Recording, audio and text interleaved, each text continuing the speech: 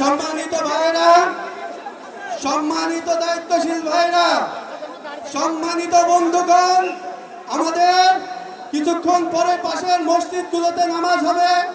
তো সেক্ষেত্রে নামাজ পরে আমাদের দায়িত্বশীলরা আপনাদের উদ্দেশ্যে গুরুত্বপূর্ণ বক্তব্য রাখবেন।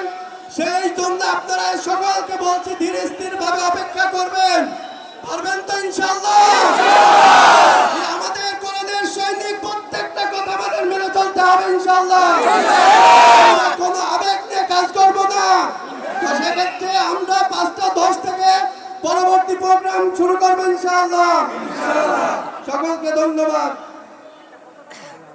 আসসালামু আলাইকুম ওয়া রাহমাতুল্লাহ। আপনারা অনেক পরিশ্রম করে আমাদের মিছিলের কার্যক্রম সম্পন্ন করেছি। আপনারা অপেক্ষা করবেন, পাশের মসজিদে জামাত হচ্ছে। জামাত শেষ হলে ইনশাআল্লাহ আমাদের নেতৃবৃন্দ সংক্ষিপ্ত আকারে আলোচনা করে প্রোগ্রাম শেষ করবে। তৎক্ষণ সময় আমরা সকলেই ধীর স্থির ভাবে আমরা দাঁড়িয়ে থাকবো, আমরা সবর করব। আর মিছিলের যে ভাইরা আসছেন, যেখানে জায়গা আছে আমরা সবাই দাঁড়িয়ে যাই। ভিতরে আর জায়গা নেই তেমন, আপনার রাস্তার আশেপাশে দাঁড়িয়ে যান। সংগ্রামী ভাইরা, ভিতরে আর তেমন রাস্তা জায়গা নাই, আপনার ঠেলাঠেলি করে ভিতরে না আসে রাস্তার পাশে এবং কমিউনিটি সেন্টারের সামনে দাঁড়িয়ে।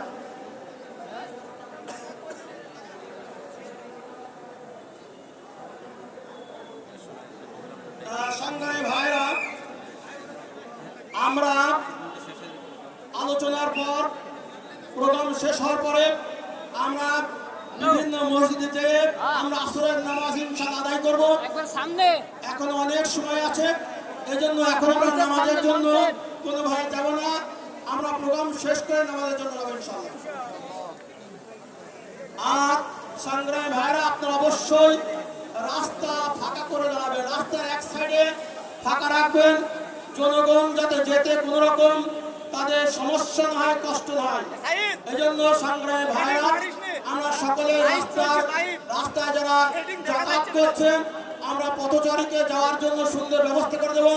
গাড়ি যা যাচ্ছে, রিক্সা, ভ্যান, অটো, আমরা যাওয়ার জন্য ব্যবস্থা করে দেবো। আমরা রাস্তা ফুল ব্লক করে রাখবো না, আমরা রাস্তা পূর্ণ করে রাখবো না। রাস্তার পাশ দিয়ে আমরা অবশ্যই যাতায়াতের ব্যবস্থা রাখবো, কারণ আমরা হলাম আদর্শবান একটা সংগঠন।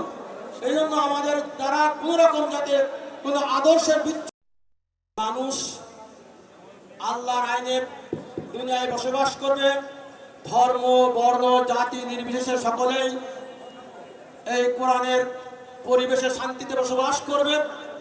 এটাই হলো বাংলাদেশ জামাত ইসলামের চাওয়া এবং পাওয়া। সেই টার্গেট নিয়ে বাংলাদেশ জামাত ইসলামী একটি ইসলামী আন্দোলন, আল্লাহর জমিনে আল্লাহর দ্বীনকে প্রতিষ্ঠার জন্য তারা সংগ্রাম করে যাচ্ছে। এই সংগ্রাম করতে গিয়ে আমাদের অসংখ্য ভাই শাহাদত বরণ করেছেন। বিশেষ করে মেহেরপুর জেলার আমাদের 6 জন ভাই শহীদ হয়েছে। আমরা তাদের শাহাদত কখনোই বৃথা যেতে দেব না।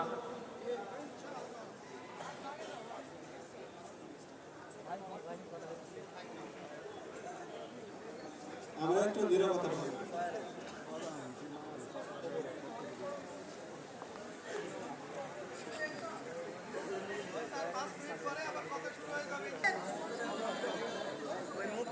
সম্মানিত ভাইরা, আপনারা অবশ্যই রাস্তার এক পাশে দাঁড়াবেন। রাস্তার পদযাত্রীদের যাতে চলতে কোনো অসুবিধা না হয়, এই জন্য আমরা রাস্তায় ভিড় বা জ্যাম করে রাখবো না।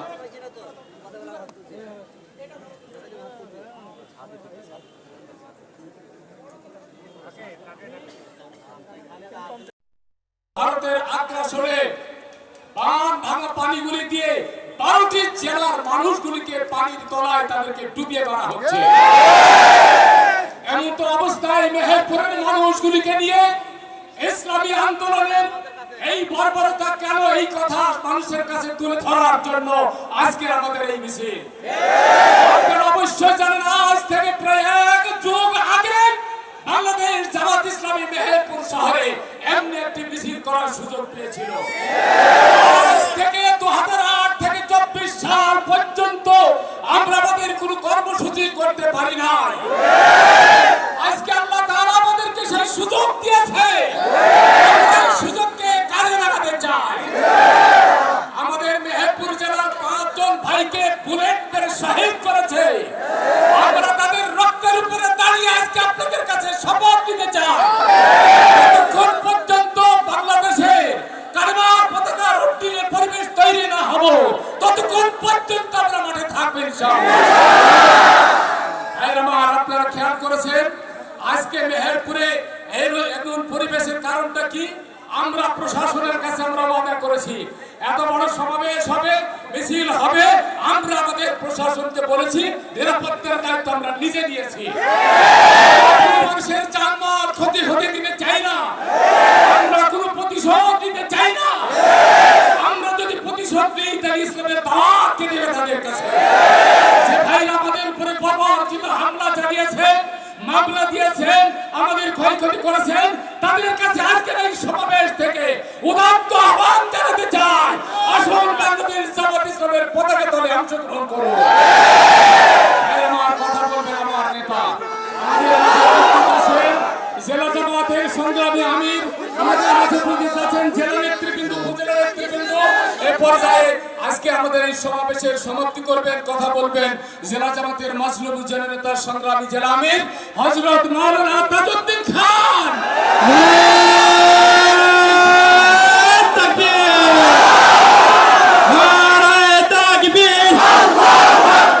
বাংলাদেশ জামাত ইসলামী জিন্দাবাদ জিন্দাবাদ। তারিক ভাইয়ের রক্ত, সুলাইমান ভাইয়ের রক্ত, আব্বাস ভাইয়ের রক্ত, দেলোয়ার ভাইয়ের রক্ত,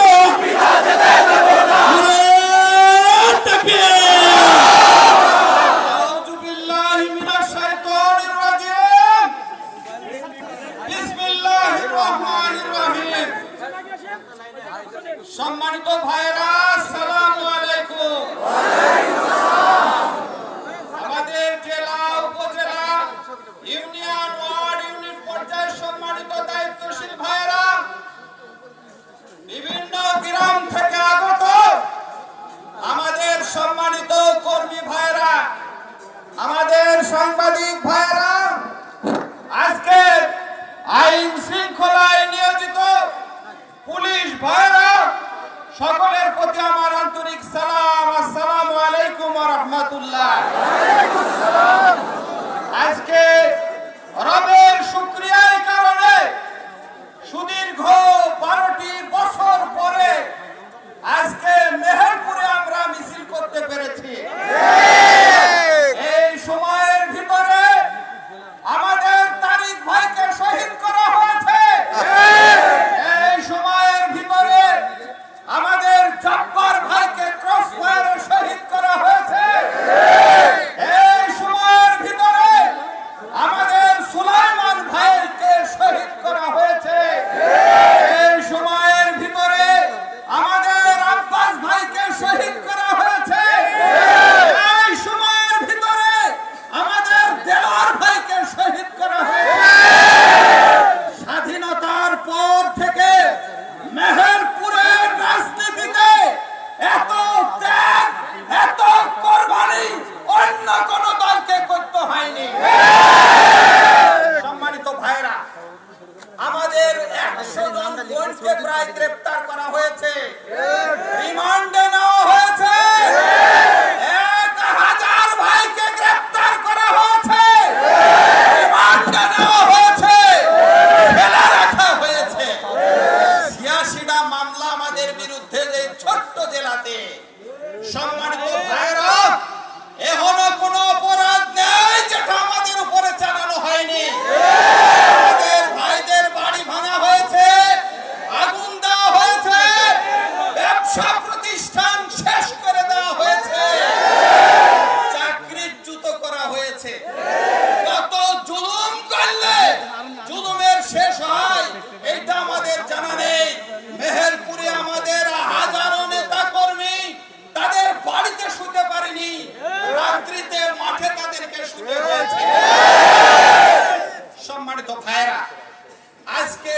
17টি বছর আমরা এর মোকাবেলা করছি। আমরা কি এলাকা ছেড়ে পালিয়েছি? এক ঘন্টার ভিতরে কাউকে খুঁজে পাওয়া যাচ্ছে না। এত দাপট, এত কলিজা, এত কথা, তারপরেও এক ঘন্টায় খুঁজে পাওয়া যায় না। ৭৫ সালে শেখ মুজিবুর রহমান সাহেব যখন বিদায় নিয়েছিলেন, ইতিহাস বলে যে তার জানাজা জোটেনি। আর মে 24 সালে এসে যখন বিদায় নিল, পর্নের কাপড়টা গুছিয়ে নিয়ে যেতে পারেনি। এই তো আওয়ামী লীগের সেবা। সম্মানিত ভাইরা, আমাদেরকে সোনার খাঁচায় ওনারা বন্দী করে রেখেছে। আমাদের স্বাধীনতা নেই, আর গল্প শোনায় মেট্রো রেলের। আমাদের স্বাধীনতা নেই, গল্প শোনায় আমাদের পদ্মা সেতুর। আমাদের স্বাধীনতা নেই, গল্প শোনায় বঙ্গবন্ধু ট্যানেলের। এটা যে অত্যাচার ছিল, এটা যে অবিচার ছিল, শেখ হাসিনার পালানো দেখে বোঝা যায় তা কর্মীদের দিকে তাকাবারও সময় ছিল না।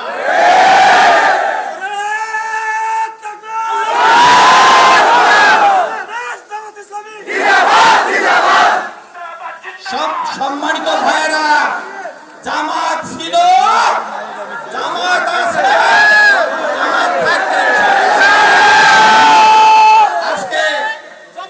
আজকে আমরা দাবি জানিয়েছি বর্তমান সরকারের কাছে, যারা এত অত্যাচার করলো, যারা জুলুম করলো, জুলাইয়ের শেষ থেকে আগস্টের 5 তারিখ পর্যন্ত যারা অস্ত্র হাতে নিয়ে, বন্দুক হাতে নিয়ে, লাঠি নিয়ে যারা অত্যাচার নির্যাতন করলো, এখন সময়ের দাবি তাদেরকে নিষিদ্ধ করতে হবে। বাংলা থেকে তাদেরকে নিষিদ্ধ করতেই হবে। আমাদের সম্মানিত 11 জন নেতাকে জুডিশিয়াল কিলিং, বিচারিক হত্যাকাণ্ডের মাধ্যমে হত্যা করা হয়েছে। আমরা তার বিচার চাই। আমাদের সম্মানিত আমিরে জামাত বলেছেন, আমরা আপনাদের প্রতি উদারতা দেখাচ্ছি, এইটা দুর্বলতা ভাববেন না। দুর্বলতা ভাবার কোনো সুযোগ নাই।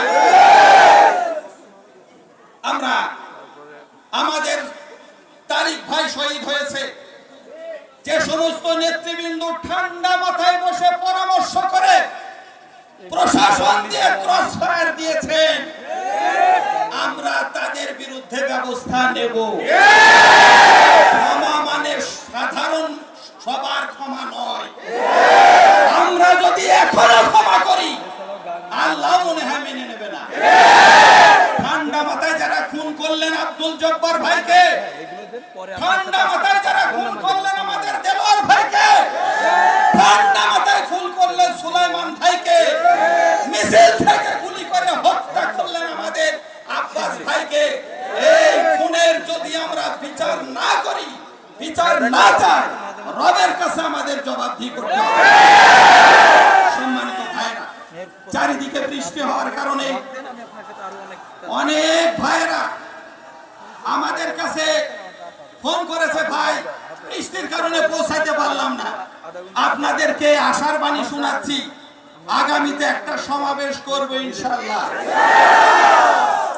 আপনাদের কাছে দাবি, বাংলাদেশে উত্তর পূর্বাঞ্চল অনেকগুলা জেলা ডুবে গিয়েছে, বিধায় আপনাদের ওয়ার্ড সভাপতির মাধ্যমে আপনারা 100 টাকা করে যদি বন্যার্ত মানুষ দেন, গড়ে যদি দেন, তবু আমাদের বিশ্বাস 20 লক্ষ টাকা আমাদের এক সপ্তাহে কালেকশন হবে ইনশাআল্লাহ। পারবো না আমরা? আজকে নতুন ভাবে যে ছাত্র জনতার আন্দোলনের কারণে আমরা এই স্বাধীনতা পেলাম, এটা বড় স্বাধীনতা না? 5 তারিখের আগে আমরা কল্পনাও করতে পারিনি যে আমরা এই শহরে হাঁটবো, মিছিল করবো। এতটুকু অধিকার ছিল না। যাদের ত্যাগ কুরবানির কারণে আমরা এই অধিকার পেয়েছি, সেই সমস্ত ভাইদের শহীদি মর্যাদা কামনা করে যারা অসুস্থ হয়ে বিছানায় আছে তাদের সুস্থতা কামনা করে আজকে তাদের পরিবারকে ধৈর্য ধরা আল্লাহর সাহায্য কামনা করে আজকে প্রোগ্রামের ইতি ঘোষণা করছি। আল্লাহ হাফেজ। আসসালামু আলাইকুম ওয়া রাহমাতুল্লাহ। কষ্ট করে আসার কারণে আপনাদেরকে ধন্যবাদ। সম্মানিত ভাইরা, আপনারা আস্তে আস্তে বের হবেন। আপনাদের